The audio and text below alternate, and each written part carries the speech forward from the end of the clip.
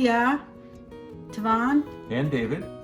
While we are waiting for our RV to arrive, our salesman Rick Hand from Fretz RV put together an informative video of a walkthrough of when an RV is being picked up. Lots of good information and references. His contact info is in the description below. Hello, my name is Rick Hand. We're here today at Fretz RV in Souderton, Pennsylvania. We're going to do a walk around on the 2021.5 Pleasure-Way Plateau TS. This is a mid-year model that they're referring to as a 21.5. It's actually a 21, of course, but it does have all the new changes that Pleasure-Way made mid-year. So now we'll move into the interior and show you some of the stuff we got going on. These are just sensors for the thermostats, if you're curious what they are. Pleasure-Way gives you this really nice undermount sink, all stainless steel, solid real Corian countertop. This is a residential style sprayer. This is the plug for your Truma water heater that I talked about earlier. That's removed when you winterize it. We put it in the tank just for, or in the sink rather, just for storage. But that's a real nice feature. Induction cooktop is standard on all the new Pleasure-Ways. This is operated electrically off your batteries. I think for safety it's a smart thing. You don't have any open flames here in this small space. You don't have any issues with propane. The only thing you're still using propane for on this is your furnace, your water heater, and your generator, but not to cook. So you should read up on that if you're interested. There's a lot of good information online regarding induction cooktops. Another feature of these new 21.5 models is they've gone to all radius doors. Real nice, solid laminate doors, solid plywood boxes, all screwed and glued together. There's no staples, there's no particle board. All this surface is real Formica laminate. It's not a wrap, it's not a contact paper like some of our competitors have. Back here you have, this is ultra leather furniture. It's soft, it's comfortable, it's easy to clean. You can either get gray or this almond color they call it. I'll show you a few things. This is everything that comes with it as far as books and accessories. Back here, there's a couple other things that come with all Pleasure-Ways. These are your privacy blinds for the front. You have 3 pieces in here. I'll just get one out to show you. They're shaped like your door window. There's magnets sewed into here. And one sticks on the driver's door, one sticks on the passenger's door, and then there's a larger one that goes across the windshield. And they're thick, and they provide some good insulation as well as privacy. So they come with it. And then in this box here, I'm not going to get this out, but this is your Pleasure-Way airbed. They give you as a standard feature an inflatable bed with its own built-in air compressor that goes across the 2 front seats and would make a bed for a small person or a grandchild to travel with you. So that's a real nice feature. Big storage all the way around. Up here is, this is the Blu-ray disc player that comes standard with it. There's connections for your TV. It has a Bose sound bar that we'll talk about in a minute, and your Blu-ray. There's resets for your induction cooktop and for your microwave in here. And then this is your Winegard powered antenna. We turn that on by pushing the button. It scans around for a second, and there it's on. Now we're not going to get any signal in here because we're in the garage, but ordinarily you can get a good signal. We get 25 or 30 stations if we're outside. You get a remote for your LG TV. This is a smart TV, so if you have internet access, you can stream Netflix or YouTube or Hulu, whatever you have, Amazon Prime. And then you have a Bose soundbar here, and that sounds really, really good. Hooked up to the TV to watch movies or even normal TV. And also has Bluetooth capability. You could pair your phone and play your own music or podcast through there. Sounds really good. And then there's a third remote for your LG Blu-ray disc player up here too. So that's all contained in there. This antenna uses some power, so if you're working off the inverter or not hooked up to any power source, you better turn it off when you're not using it. The TV has a strap here that releases it to swing around however you like, and then the soundbar is permanently mounted up against the wall. So let's back up a little bit. I'll show you a few more things and then we'll revisit this back area. This is the High Point convection microwave. Not much to talk about here. It comes with its own instruction book. This is the refrigerator freezer. Standard in the Plateau TS is a much bigger freezer and refrigerator. This is a three-way gas absorption refrigerator, it's called. We turn it on by pushing this button, and it's got, we're on inverter now, aren't we? Mm-hmm. Yes, okay. So we're on inverter. So this would work on electric if you're plugged in. It's 110. It'll work on propane, or it'll work on your batteries. I put it on automatic. It's going to look for the power sources in the order of electric if you're plugged in. The second choice would be propane, and the third choice would be battery. So since we're not plugged in, it went to propane. So now it's running on propane. I can force it onto electric, but it's not going to work because we're not plugged in. Or I can put it on battery. So if you want to drive with your propane turned off and still run your refrigerator, you can run it off your battery, your lithium battery. That's the least efficient way. You're going to consume power faster running it off your battery, but it's charging while you're driving, so you're good to go. If you park for any length of time, you'd be better to switch it on to propane if you don't have access to electric power. In the closet here, there's storage for your Lagoon table and for your bed boards. So I'm going to get the table out to show you how this works. This comes out like this.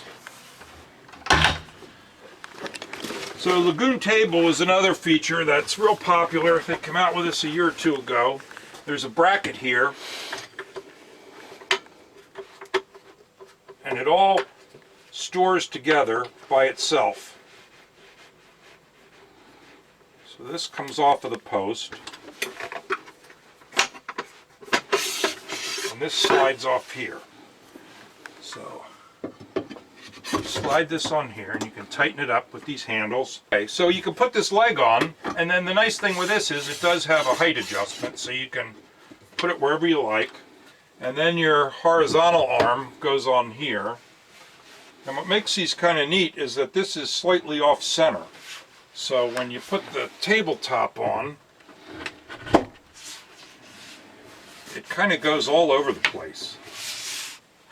Some people would take this and get it just right, raise it up a little bit, and you could use it perhaps if you're cooking to have a little extra surface to prep food on. You can swing it here like this, whatever you want. It's a lot of fun. It's a real nice design. And the nice thing is they have it mounted on this surface so that we can still extend the sofa if you just wanted to take a nap without having to move the table out of the way. And if you want to make it into the full bed, then of course it has its own storage spot that we just showed you up front. So speaking of the bed, back here is your second touch panel. And this is identical in every way, with the exception of there's no red button to turn your batteries off here. And if we go to the mechanical screen, There's no buttons to put out your awning. But other than that, you can do everything else back here. Your lighting, your home screen's all the same. Everything's the same. So here to extend the sofa, you push the button. So this goes back. The nice thing is you can stop it wherever you want. So you could just recline and read or watch TV. But if you want to make it into a bed, you just retract it all the way like that. You can tuck these seat belts down. And then in the closet where the table was are the two bed boards. They fit right across here, two boards. To put the boards in, you'd have to remove the table. And then these back cushions here, which are velcroed in place, these would just fill in the center and make this all one big bed. A lot of people might sleep on it as twin beds and leave this center open and just put these cushions up front somewhere. But it's real nice. It's memory foam with this ultra leather. It looks lumpy. A lot of people think this is going to be uncomfortable, but with the memory foam, once you lay on it, your weight and your body heat just flattens this right out, and it makes a really, really nice bed. So, and then it goes up just real easy, just like that, when you want to go back into the daytime mode. Back here on the back, you don't have to come back to show, but on this back wall is a USB. It's actually a socket with two USB connections on each side. Here's a plug here with a ground fault. There's a reset there for, what does that say? Refrigerator. This is a carbon monoxide and propane alarm here. If you'd ever have a unlikely event of a leak of some kind, that's going to warn you.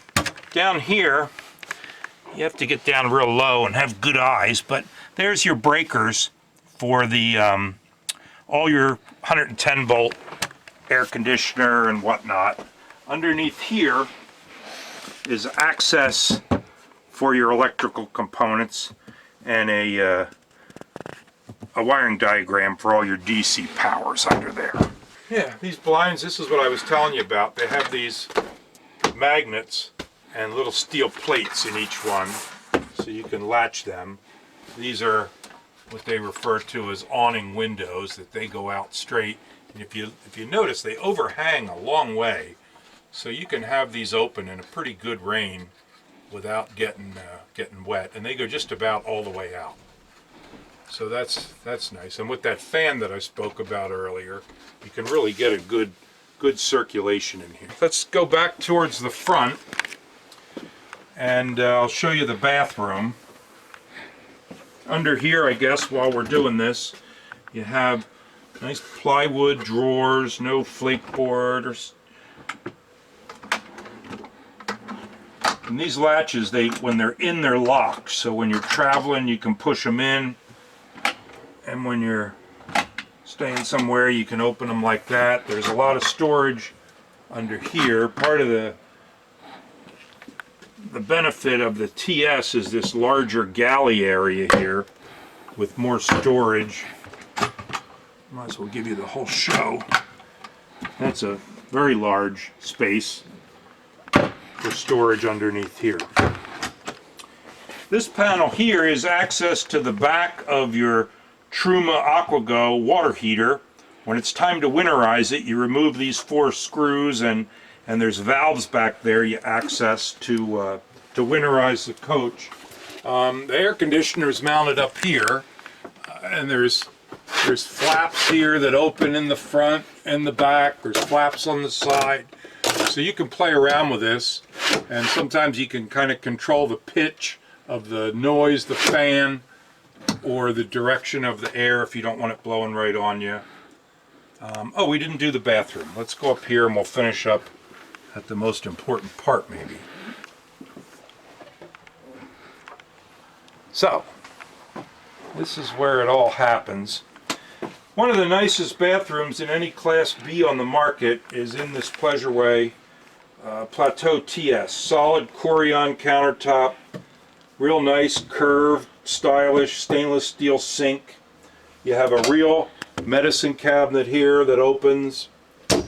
You have a porcelain bowl toilet This is winterized, that's what all that pink stuff is, but it's a foot flush toilet, so you put your foot down about halfway and it flows water in the bowl, and then you push it all the way down to flush it. As long as you hold the pedal down, water will continue to flow in there. It does have a shower. You can see the drain here in the floor. There's a shower curtain that comes around here that then velcros along the back to keep your vanity dry. There's storage under here that's pretty good size. Plenty of room for your bathroom supplies. A little shelf there for whatever you like to put.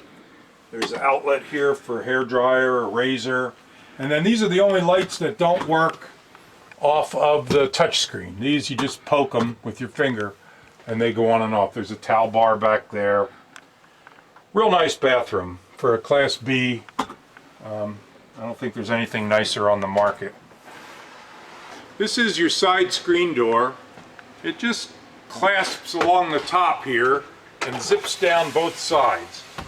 So it's a nice, durable screen that, you want to put it down? Go ahead, let's give them the whole show here.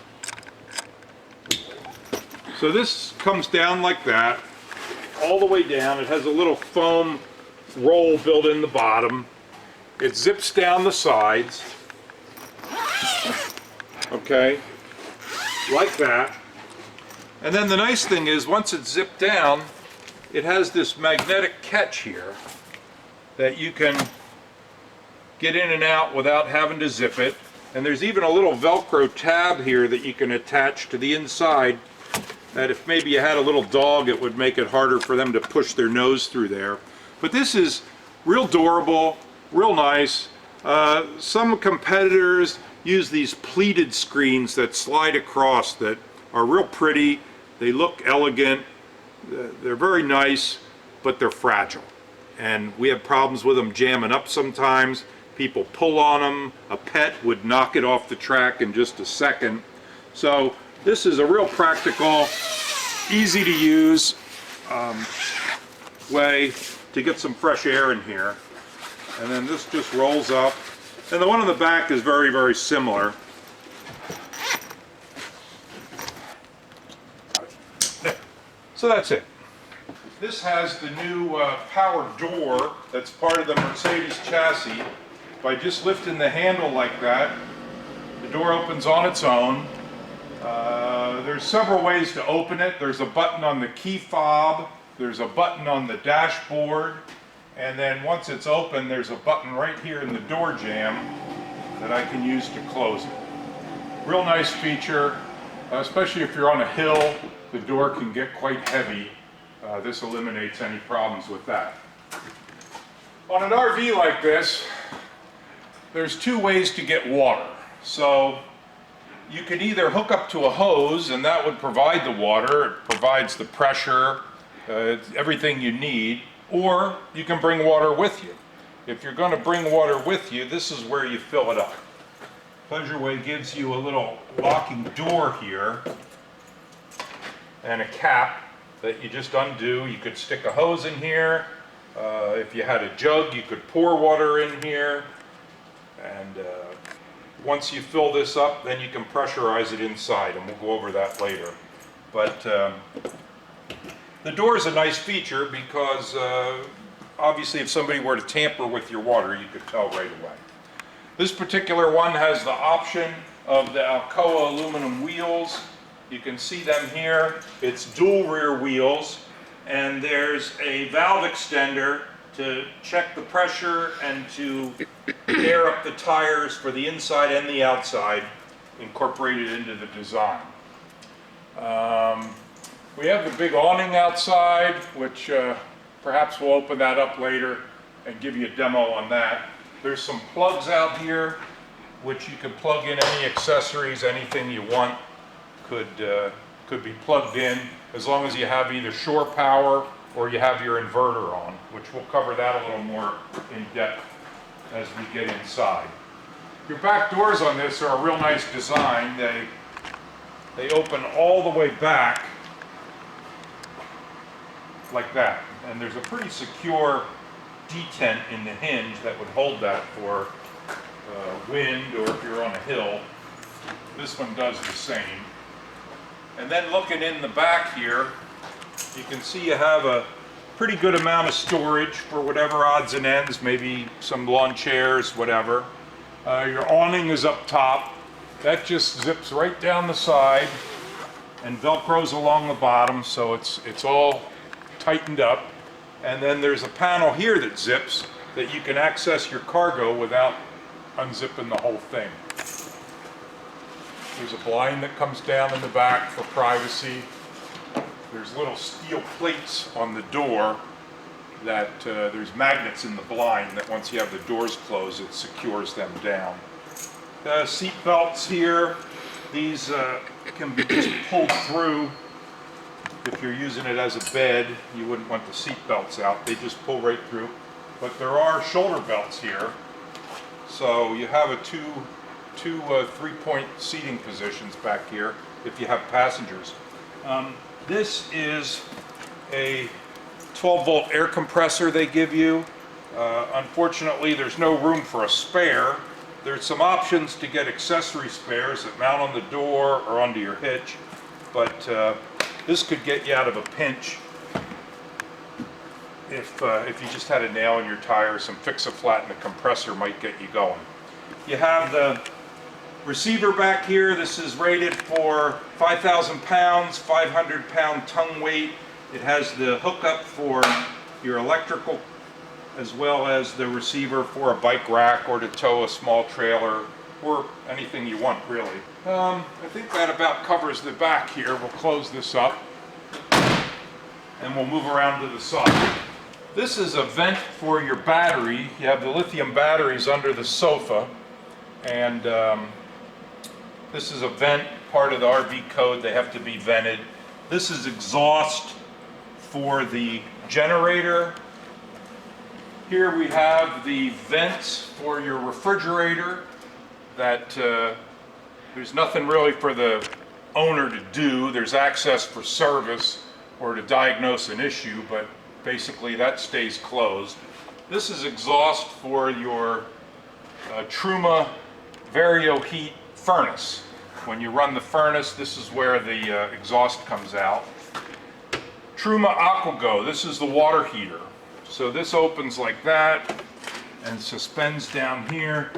Now this RV presently is winterized, so I'm not going to be able to demo the water heater, but in operation you turn it on, a little LED light comes on, and then you control it from inside to turn it off and on and to run the various settings on it. Here is the drain. There's a plug / filter that goes in here that you pull out, and that drains it to winterize it.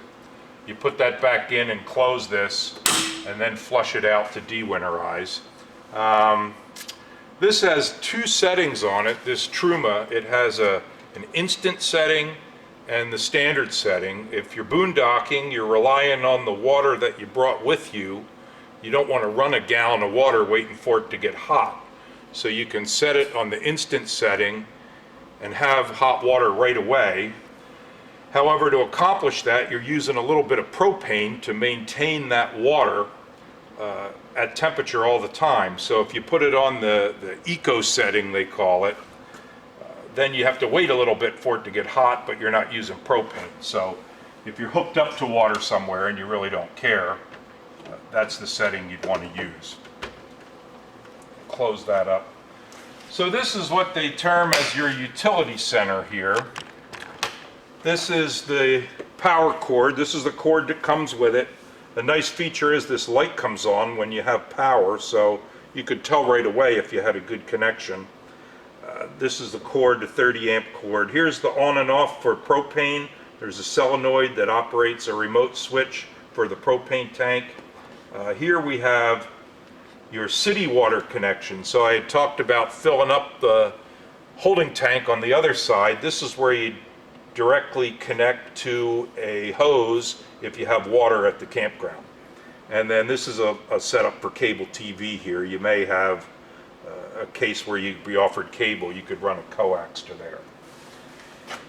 This is the outside shower. So this is another nice feature, a nice design from Pleasure-Way where they put it here. You have hot and cold water. This pulls out 5 or 6 feet. This pink stuff is the antifreeze, so I don't want to get that on me.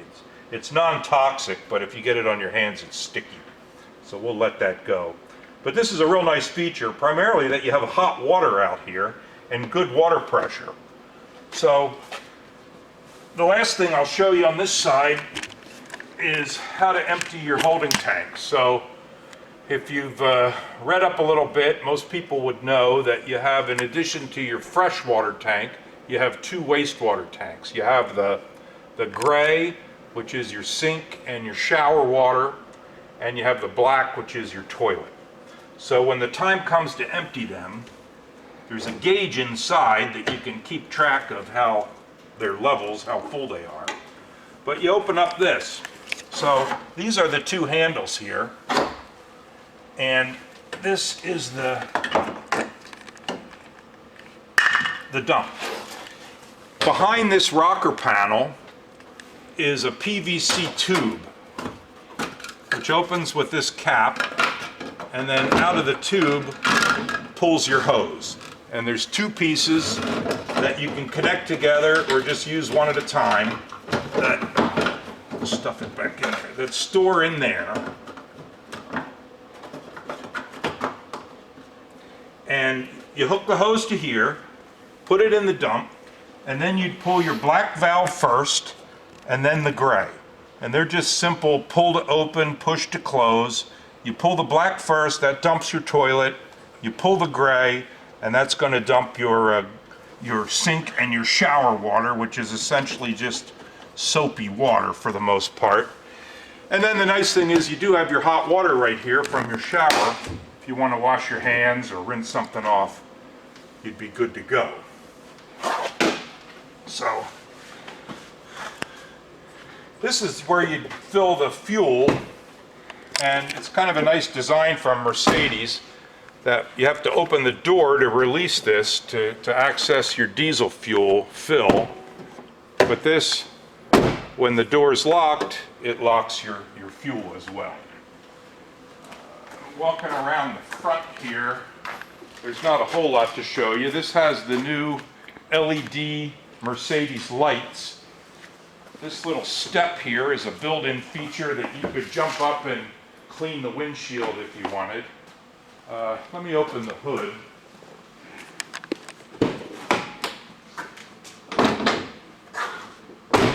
And I'll show you just a few things under here. The latch stores up in this little clip. There's not a whole lot for you to do under here. They give you a nice big washer fluid tank that's clear, so you can tell at a glance where you are for washer fluid. The battery for the engine on the Mercedes Sprinter chassis is down underneath the floor. So to access that, they give you this connection here for your positive, and then over here is a lug for the ground for your black connection. So if you want to jump start somebody or you need to jump start yourself, that's where you hook up. This is the oil fill. On the new Sprinter chassis, there's no dipstick for your oil. The oil is shown as a gauge. Every time you start the engine, it shows you your oil level right on the dashboard. This is the air intake. All the air that comes into the dash comes in through here and down in through there. The other thing that I'll just touch on briefly is this cap here, DEF. DEF is diesel exhaust fluid. All modern diesel engines use this to help keep the emissions level very low. You don't get the black soot that you used to get on diesels. You don't get near the smelly diesel exhaust that people remember. This is a fluid that's sprayed into the exhaust stream and then through a catalyst, and it burns off the soot and keeps everything burning clean. There's a gauge on the dashboard for the DEF, and customers tell me it's 3, 4, some even say 5, 6, 7,000 miles till you have to add DEF. You can buy it anywhere that sells automotive products. And it's easy to get, it's easy to fill, and it's not something that you have to fuss with all the time. I guess it depends on your driving habits, how long it lasts, but it lasts a long time regardless. Before we go inside, there's two things I overlooked here on the back I want to show you quick. Down here, this is where the propane tank is filled. It's a permanently mounted tank underneath that I showed you the switch on the other side to turn it off and on, but you go to a propane station and this is where they access to fill it up. This is just a valve to let the air escape as they fill it. And then this is a quick release for a gas grill. If you have a grill, you can hook that up here. There's a little on and off ball valve here, and you get a quick connect hook up, and that taps directly off your tank. So that's the one thing. And the other that I neglected to talk about is underneath the seat in the back. Got it? So this is your lithium battery here. There's not much for you to do with the battery itself, but lithium batteries are great. They have a much larger capacity for storage. They'll give you 100% output right down to 80% or better discharge. They're not going to slowly get dimmer and dimmer. They give you everything they got right down to the end. They can be charged and recharged thousands of times without wearing out, but they don't like to be charged when it's below freezing. So to help that, back here, it's a little hard to see because it's dark under here, but back under here is this red key, and I don't know if we can see that, but there's charge line disconnect. So this key simply goes into the hole here and turns on. And once it's on, it's got tension on it. Now we can charge our batteries. So the process would be to disconnect the key when you're storing it in cold weather. That's going to prevent the batteries from charging. On this new version that we're doing today, this 21.5, one of the features they've added is a temperature for your batteries on the display panel. So I'll show you that. So you can monitor and see when your batteries are warm enough to accept a charge. If you were going to use this in the winter, you could just come in, turn on the furnace, run the engine heater, get the interior warmed up to some extent, look at your battery temperature. When it gets above freezing, you can hook this up, and then it'll charge by your solar panels or by your shore power or by driving it down the road. That's something important that I wanted to touch on here. So now we'll go inside and show you some of the other features. Okay, so now we're going to go inside and show you the features on this Pleasure-Way Plateau TS. Everything on the RV, or at least most of the functions, are controlled through two touch screens, one in the back, one in the front. So I'm going to start there showing you how to work the touch screens, but before I do, I'm going to turn this front seat around so that we can get a better view with the camera and try to show you this. These Mercedes seats are real nice. They have a dual lumbar support. They have this little extension that pops out. If you have long legs, you want a little more support. And then all the controls are here. So this is, if you picture this as a seat, that reclines the seat, that straightens it up. This lowers the seat, raises the seat. You can tilt the front, you can tilt the back. There's 3 memory settings here, as well as a heated seats. So they're real nice. To turn them around, you want to move them forward. If not, they can hit this, your panel here, or it can hit the door. So once you have it forward some, there's a lever in the front that you pull, and the seat spins right around. And it'll go wherever you like, but it'll lock when you're all the way forward or all the way back. And then once you have it spun around, you can bring it back to wherever you want. They recline damn near all the way like a dentist chair. They'll go back almost flat if you want to lounge back to read or take a nap or whatever you want to do. it goes back even further than that. They'll go just about all the way. But for now, that's a quick lesson on the seats. These armrests ratchet up to whatever height you want. So that's the seat. Okay, so before we continue here, I said I wanted to show you the awning. So here we go to the mechanical screen here, and we have the sofa and the awning. So the awning extend is just to hit this switch.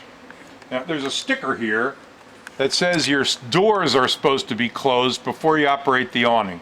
The rear door, if you remember, I showed you it swings all the way back against the side of the van. The awning would hit that. This side door, they're worried about you hitting the top of the door, which if you're on level ground, it doesn't, but they warn you just to be careful. But I'm going to open it with the door open and extend the awning. So you can stop this wherever you want. When you take your finger off, it stops. So the further out it is, the less stable it is. So if it's a little breezy, maybe you don't put it out all the way. There is a sensor on it that if it starts shaking too much, it'll automatically bring itself in. But you'd still have to be careful. I don't think I'm going to be able to get it quite all the way out. We're in the building here. But this will go out another foot or so. These arms here would get straight when it's all the way out. And then here I can show you the lighting on the back, the LEDs. And one of the cool things I like is that I can dim these lights. So if you're sitting out there at night, you can just adjust the light however you like.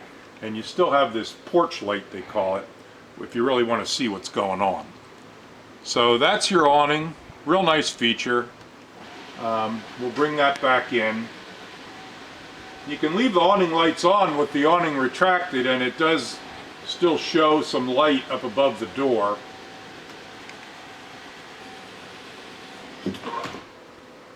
So there you go. Okay, here we are. We're going to go inside and show you the basic functions on your Pleasure-Way touchscreen. So to start with, this red button here is your battery on and off. So we're going to turn it on, and that's going to boot up the screen. This disconnects the battery from discharging. The key in the back that I showed you disconnects the battery from charging. If you have the key disconnected in the back and your batteries are charged, you can still discharge the batteries and use the RV for a good amount of time until the batteries would become depleted. So we're going to walk through this screen here. So you have the home screen, which is what we're on now. We have the lighting page. This is your power. This is the mechanical. And here is your settings and diagnostic. So here we're on the home screen. So I like to say there's kind of 4 quadrants here. This top one is your climate control. So here you can see the temperature inside is 47. The thermostat's set to 70, but the mode is off. So that would be your air conditioning. This would be your heat. So I'm going to put the heat on, and I can adjust the temperature by just scrolling this. And you see the flame lit up. So the heat is going to turn on. It takes a minute to click and then fire up. But we'll leave the heat on for a few minutes. And then over here, this is your fan. So you have automatic, which is where you'd leave it when you're running the heat. Or you have high and low for the air conditioning. Down here is your basic lighting. Just for entering the coach, you can either put on the entry light here, you can put your awning lights on, or there's what they call the porch light, which is a big bright LED light outside. So we'll show you that in a little bit. But that's your basic lighting. And this here says backlight. What that is the whole screen itself. So that just turns it off. And then you touch it anywhere and it comes back on. So you have your basic lighting, you have your climate control here, and then up here is your DC power. DC is your 12-volt batteries. So here we can see we're at 100%. We're at 13.7 volts, which your voltage is going to run between 13 and 14 typically, so we're full at 13.7. And this is what I mentioned in the back. This is the temperature of your batteries. So we have the batteries disconnected now, so they're not charging because we're below freezing. This is a real-time amp meter. So this shows your power consumption, either charging or discharging. Right now, we're plugged in. I have you plugged into what we term shore power. Your power cord's plugged in. So we're zero. We're not using any power more than what's coming in. Down here is your AC source. So this is your battery. This is your AC source. And this shows that we're on shore power, that we're plugged in. If I unplug this, this would turn off and say NA, or I can turn on the inverter, which we'll do in a little bit, and that would show you that you're powered off the inverter. Over here's the generator. So this says it's stopped, it's not running, and to start the generator, you simply push this button and hold it. Now we're in the garage here inside. I'm not going to run the generator, but it's simply a matter of pushing the button to start it. It'll start, you push the button to stop it. Okay, so we're talking about the generator. We're indoors here, so I don't want to run it for long, but maybe just to show you, we'll push the button, and there it fired up. It sounds a little louder than normal because it's reverberating off the walls, but that's the generator. It shows you here that it's running, and now our AC source has switched over to generator. And here you can see also that we're charging.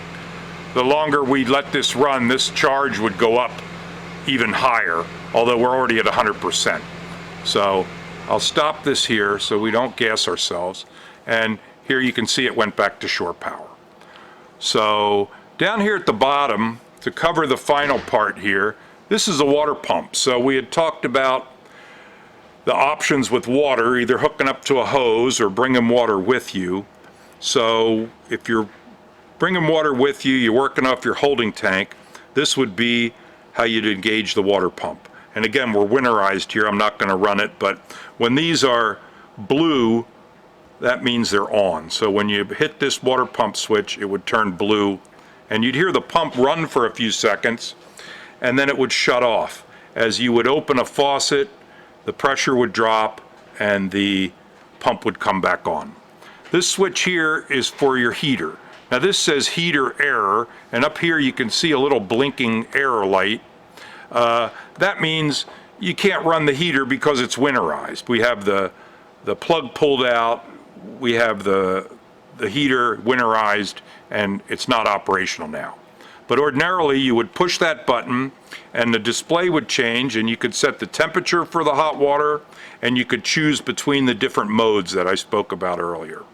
Over here is your monitoring for your tanks. Here you can see fresh, gray, and black water. They're all empty, and propane is full. This unit is prepped for the customer, so we fill the propane, we fill the diesel fuel, it's all ready to go. So that is the home screen. Covers just about everything that you would need. Here we can go to the lighting. Now this brings up all the lights. On the home screen you just have your basic entry lights and whatnot, but here I have living room, I have the sofa valance, I have reading lights that are in the back off the sofa, and I have the counter lights up over the kitchen, and then here's additional lights in the center. All these lights can be dimmed and brightened like that.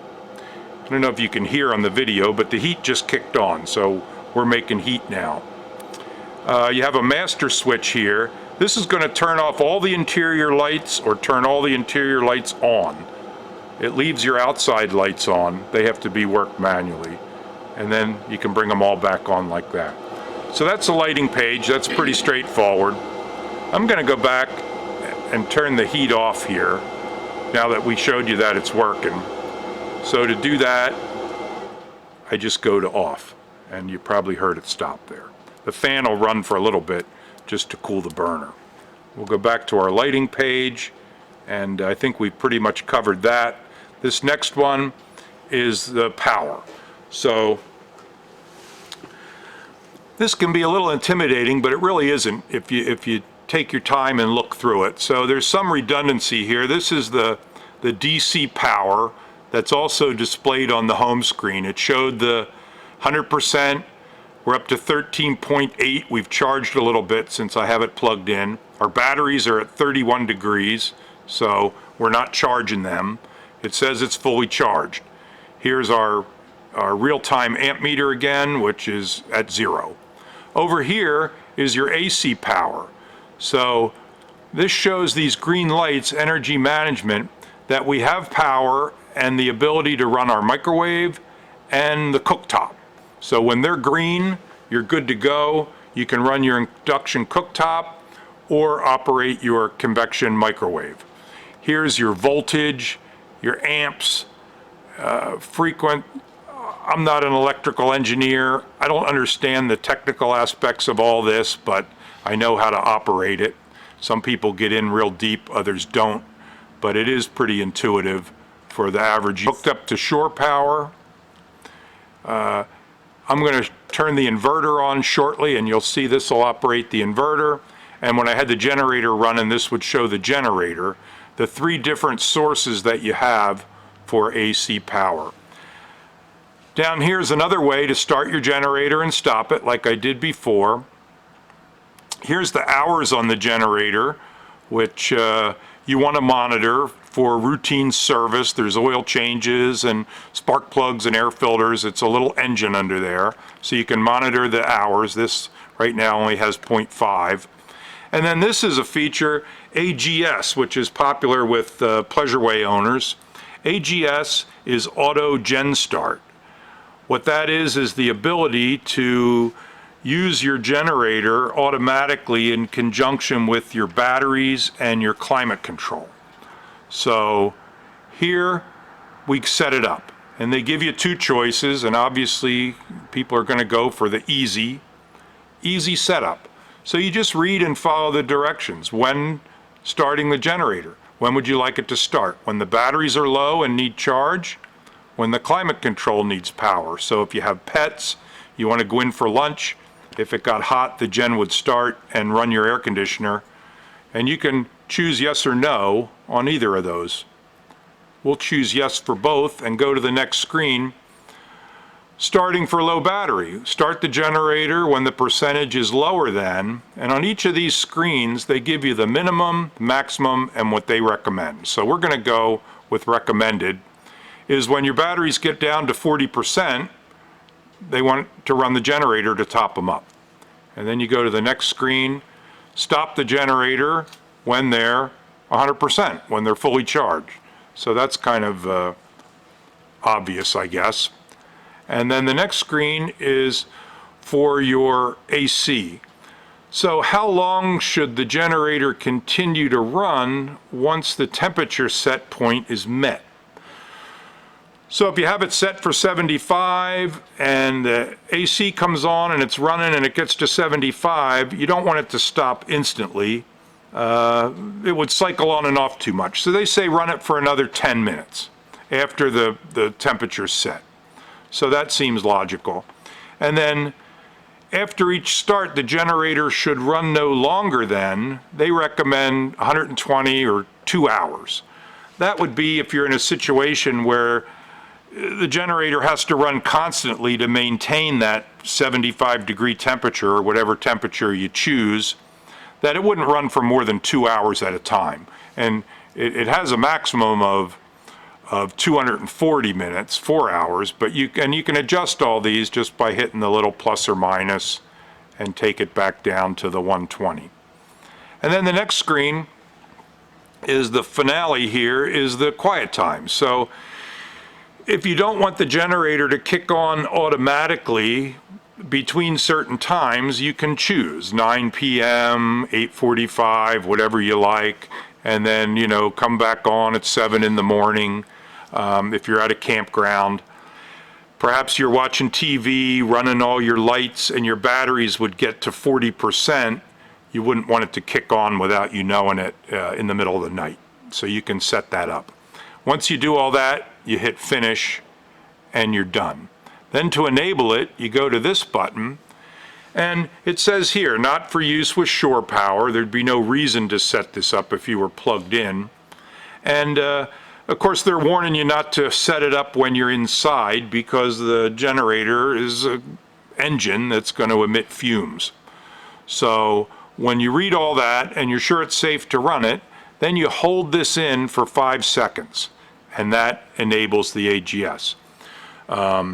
They do that just so that it doesn't inadvertently get set. You have to physically interact with it to engage it. So that's AGS, pretty simple. Over here's your solar charger. So this, you can turn it off or on. Oh, well, I have the key disconnected, so that's obvious. With the key out, that automatically turns off the solar panels, so we're not charging our cold batteries. When the panel's engaged, this shows the volts, the charge volts, and the amps are all displayed here. Again, if you're kind of in a technical frame of mind, you can monitor all that and keep track of it. So that's your power, and then we're going to go over here to the mechanical. So here is where you would extend and retract the sofa to turn it into a bed, which when we get to the back we'll do that. And this is where you'd extend or retract your awning. Here it says awning disabled. This is a little red light that'll come on if you have the engine running or if you have the ignition on. They won't allow you to put the awning out while it's running. Obvious reasons, you wouldn't want to inadvertently put it out while you're driving down the road. Over here is the fan. The fan is your overhead roof vent, and this is the lid, which is closed now. I can open the lid separate, or if I turn on the fan, it's going to automatically open the lid. You can hear that come on now, and I'm at 100%. Now I can, once I get the lid open and it's running, I can go 80, 60, 40. This fan is amazingly powerful. If you close this van up and run the fan, you can hear the motor start to strain as it's trying to suck a vacuum into the van. So you open up any one of the windows and the air is just going to rush in. For a muggy night, a lot of people could use the fan in place of having to run their air conditioner. So if I turn the fan off, then I can close the lid. If I close the lid, it'll automatically turn the fan off. So that's a real nice, valuable feature. There's also a rain sensor built into the fan that if it would start to rain, it would automatically close itself once it got wet. So that's that. Down here is your settings. So here we can go from Fahrenheit to Celsius. I can dim or brighten the screen however I like. Screen settings. There's a power saver that it would automatically turn off after any set amount of time you want to pick here. The default's 15 minutes. Color, you can go negative or positive with it. There's the light. We thought the dark might show up a little better on the video. There's all kinds of settings here. You can return to the default after a certain amount of times. You can set which page you want to be the default.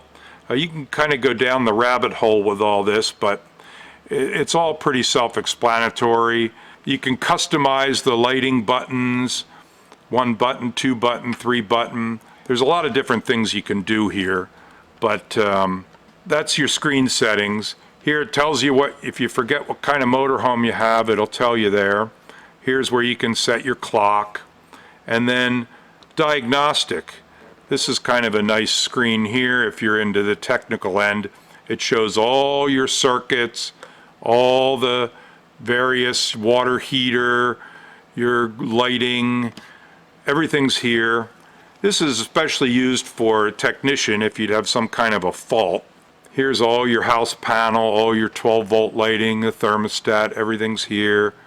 Over here is your battery health. So this is one that I kind of like. This is another new feature of this improved version of the Pleasure-Way, that it shows discharge cycle. So this has been charged and discharged one time.